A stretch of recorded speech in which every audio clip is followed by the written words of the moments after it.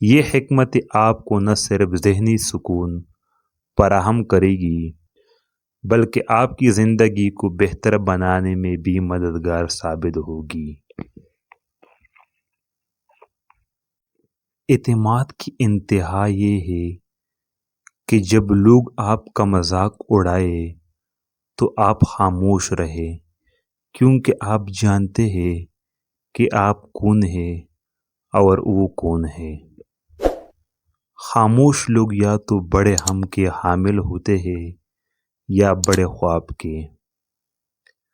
آپ نے یہ دنیا نہیں بنائی تاکہ دوسروں پر اپنی شرائط مسلط کرے، پہلے خود کو درست کرے تاکہ آپ دوسروں کے لیے مثال بن سکے، پھر ان سے توقع کرے کہ وہ آپ کے جیسے ہو۔ جاہل ان سے بحث کرنا پانی پر نقش بنانے کے مترادف ہے۔ چاہے آپ کتنی بھی محنت کریں کچھ حاصل نہیں ہوگا۔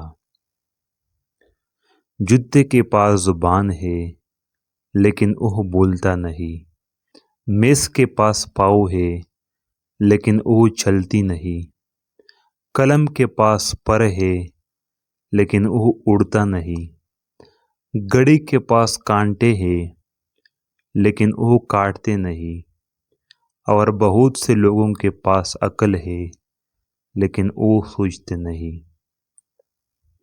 وہ آپ کے بارے میں برا بولتے ہیں، پھر آپ کے ساتھ بیٹھتے ہیں اور آپ کے چہرے پر مسکراتے ہیں۔ یہ سب سے گندے لوگ ہیں۔ مشکل وقت انسان کے اصل جواہر کو ظاہر کرنے کا بہترین ذریعہ ہے۔ چھوٹے دماغ کے لوگوں کی چھوٹی پریشانیاں ہوتی ہیں، جبکہ بڑے دماغ کے لوگوں کے پاس پریشانیوں کے لیے وقت نہیں ہوتا۔ ایسے شخص کے قریب نہ رہے جو آپ کو خوش کرتا ہو، بلکہ ایسے شخص کے قریب رہے جو صرف آپ کے ساتھ خوشی محسوس کرتا ہو۔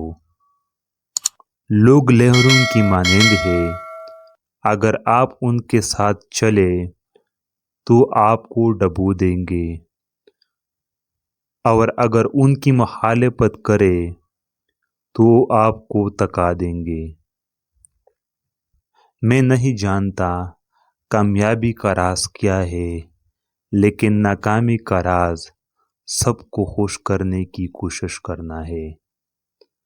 میں اپنے مقصد کو حاصل کرنے کے لیے پرعزم ہوں، تو یا تو میں کامیاب ہوگا یا میں کامیاب ہوگا یا میں کامیاب ہوگا۔